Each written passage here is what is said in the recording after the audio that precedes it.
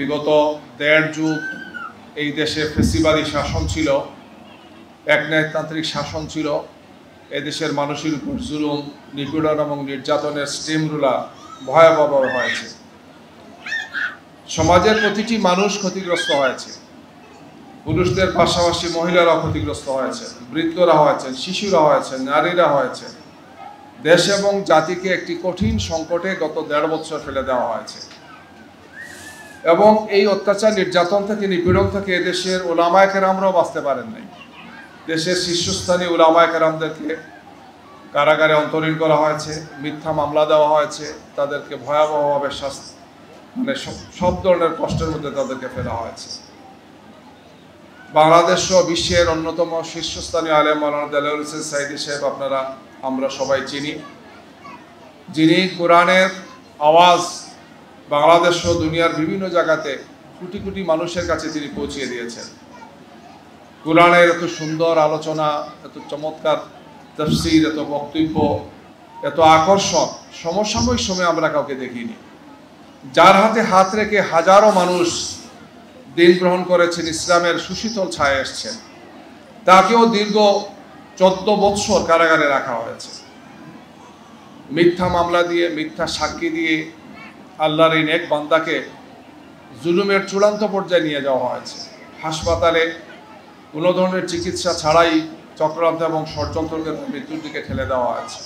কারাগারে তাকে দীর্ঘ 14 বৎসর মানবিক যে প্রয়োজনগুলো ছিল সেগুলো তাকে তিনি সারতে পারেননি। চিকিৎসা সহযোগিতা থেকে, চিকিৎসা সেবা থেকে, সব কিছু থেকে তাকে ছলে বলে কলে কৌশলে তাকে বঞ্চিত করা হয়েছে। এর পাশাপাশি আপনারা জানেন আমাদের সম্মানিত নেতৃবৃন্দকে মাওলানা দেলোয়ার হোসেন সাঈদী সাহেবের পাশাপাশি তার সঙ্গী যারা ছিলেন, মাওলানা মতিউর রহমান নিজামী রাহিমাহুল্লাহ, জনাব আলী হাসান মোহাম্মদ মুজাহিদ, মোহাম্মদ কামারুজ্জামান, আব্দুল কাদের মোল্লা, মীর কাশেম আলী সহ আমাদের শীর্ষস্থানীয় অনেক নেতৃবৃন্দকে তারা অন্যায়ভাবে জুলুম করে কথিত বিচারের নামে তাদেরকে দুনিয়া থেকে বিদায় করেছে।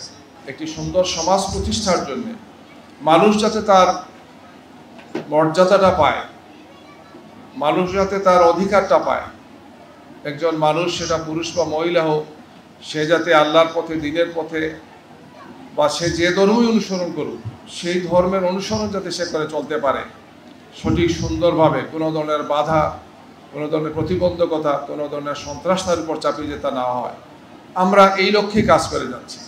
5 আগস্টের পরিবর্তনের পরে বাংলাদেশের মানুষের যে বিশাল প্রত্যাশা, বাংলাদেশের মানুষের যে বিরাট এক্সপেকটেশন, সেটাকে সামনে রেখেই বাংলাদেশ জামাত ইসলামী কাজ করে যাচ্ছে।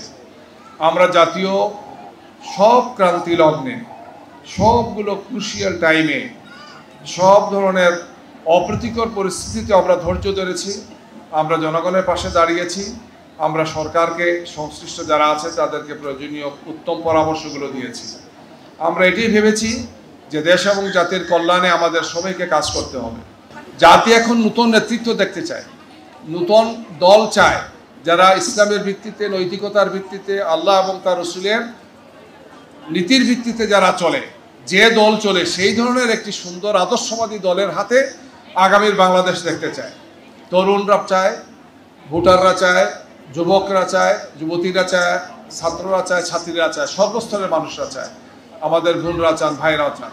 আল্লাহ সুবহানাহু ওয়া তাআলা যাতে আমাদেরকে এই মহৎ এবং মহান দায়িত্বটি, এই বিশাল বড় জিম্মাদারি এবং আমানতের এই দায়িত্ব পালনের তৌফিক যাতে দান করেন।